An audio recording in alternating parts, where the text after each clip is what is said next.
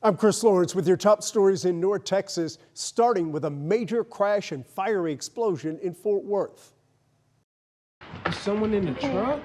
1300 block. Gas station. This video was captured at an apartment across the street from where the crash happened Sunday. A car hit a semi-truck hauling thousands of gallons of gasoline near 360. Paramedics rushed the truck driver to a hospital nearby, and several crews spent hours trying to get that fire under control.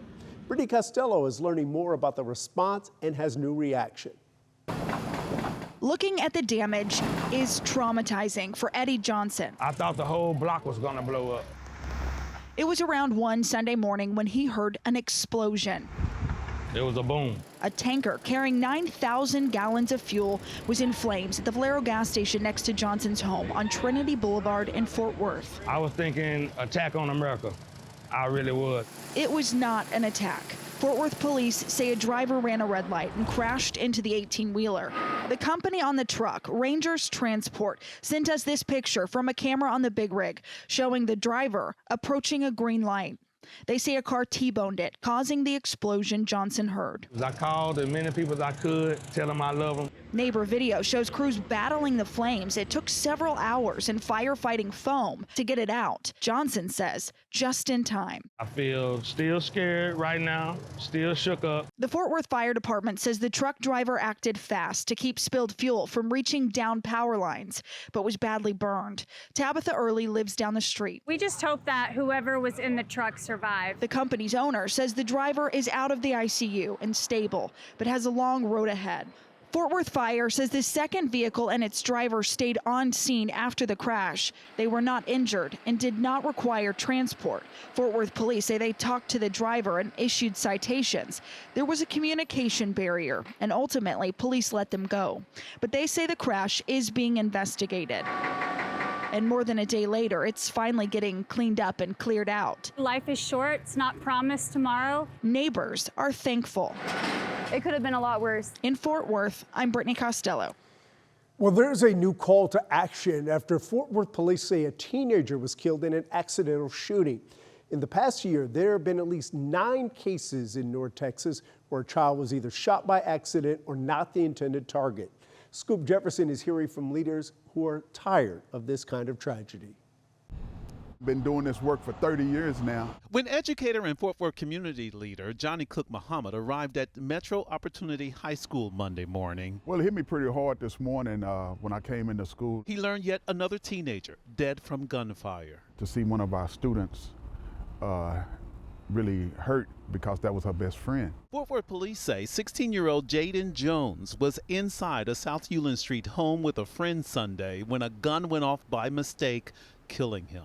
The friend arrested by police. This is not a video game where you get to come back. Another life is gone, and start to teach them how valuable they are. Johnny Cook Muhammad says Jaden Jones was scheduled to return here to Southwest High School this week, where some of his friends are mourning his death, which follows the shooting death of another Fort Worth teen recently killed.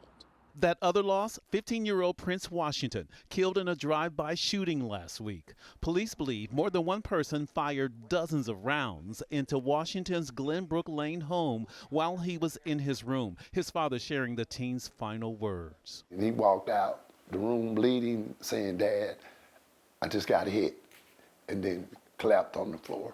We're seeing far too many young people having access to guns, and this is sometimes a result. Officer Tracy Carter says teen shooting deaths are preventable, urging gun owners to secure their weapons before another family is forced to grieve. One reason why Johnny Cook Muhammad is planning a teen rap session. In our community, we've got to really start educating on gun violence. Hoping to break a cycle of tragedy involving young people.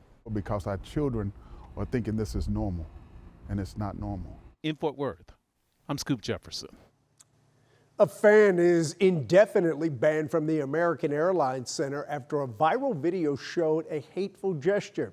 This clip was taken at a Dallas Stars game in December, but just surfaced on social media.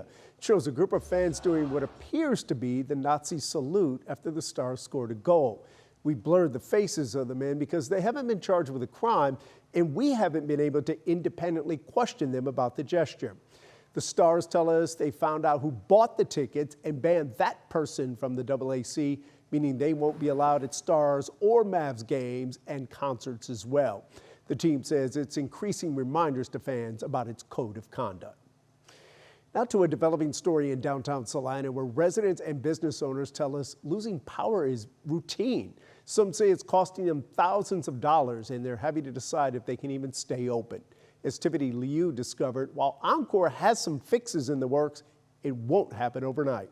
In downtown Salina, outages are not a surprise. Changes have to be made. They're expected. Like 17 times last year. We've at least had 4 outages this year. Most recently, Katie Dunn says they lost power for a 12-hour stretch. How do we not have power solved? She owns 2 businesses downtown, including Nowhere Bar. We only have so much time for food not to go bad. You have staff waiting to figure out, our kids were deciding, are they going to school, are they not going to school? Dunn has now spent thousands of dollars buying a generator and switch to keep her coolers on, something not every business can do. When you're already making so little margins and you've lost all this money, spending money on a generator is like almost out of the picture, especially when you're just trying to keep your lights on. Michaela Everson owns Granny's Bakery nearby, a labor of love. After 4 hours, all of our production, our hours, our hard work goes straight in the trash. She's lost at least $5,000 during the outages. Unfortunately, Encore being the only power supplier here in our downtown square, that makes it extremely inconvenient because there's nobody else to help combat that issue.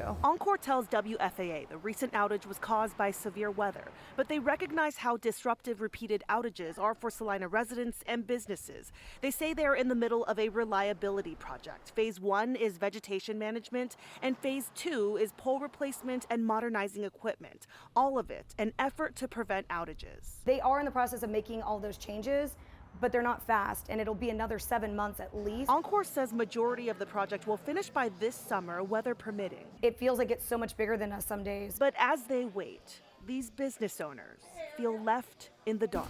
It crushes you a little bit every time, to be honest. In Salina, I'm Tiffany Liu. And here in North Texas, we're also keeping an eye on a group of eaglets. A viewer shared this photo of 3 eaglets at White Rock Lake in Dallas. They were born in the past few weeks, and locals have nicknamed the parents Nick and Nora. They've called this area home for the past few years. Can't wait to watch that develop. Those are your headlines from North Texas.